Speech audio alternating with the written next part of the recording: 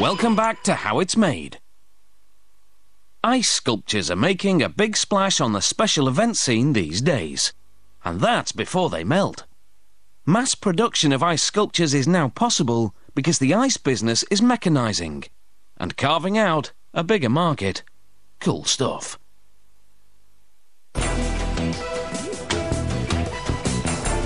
Now this is how to make an entrance.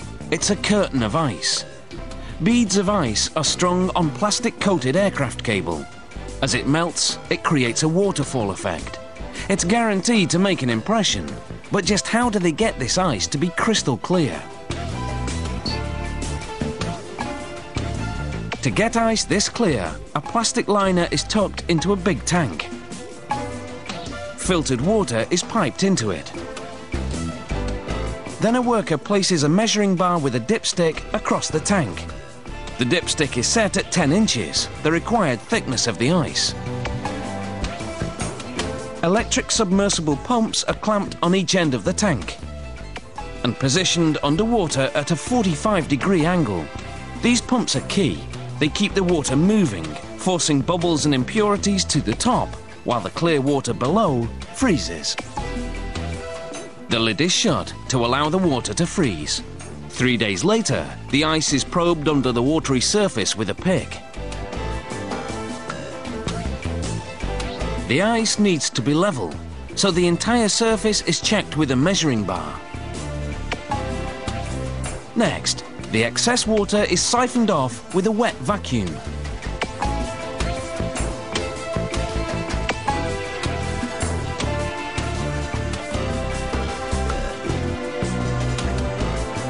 Then, the 300-pound block of ice is lifted using a chain hoist.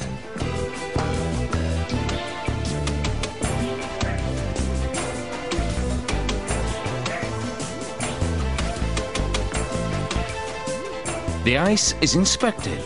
It must be absolutely perfect. No clouds, cracks, or impurities. Because water expands when it freezes, the block is a bit too thick. So the excess is sliced off with an electric bandsaw. The steel blade cuts cleanly and evenly.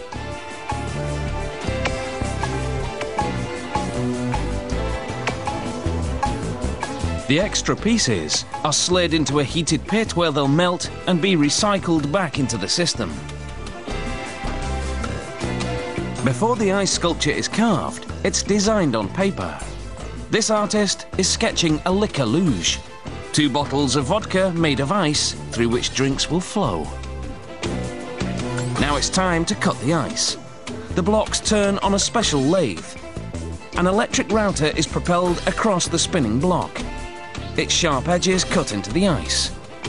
A guide wheel above the router follows a plastic outline of a bottle, so it cuts precisely to the design.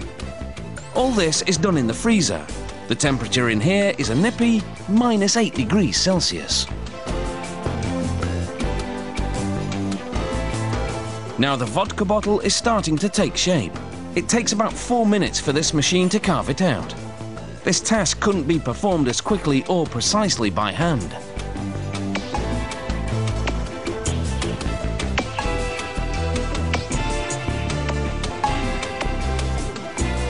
Then it's time for the blowtorch.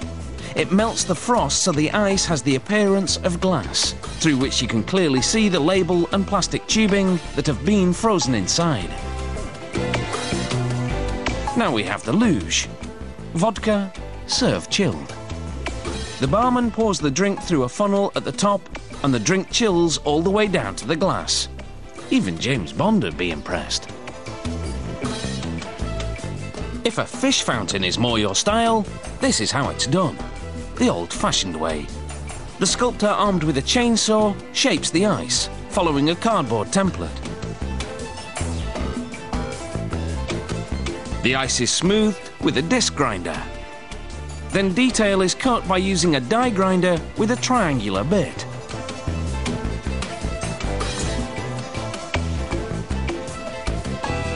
The blowtorch gives the ice a polish.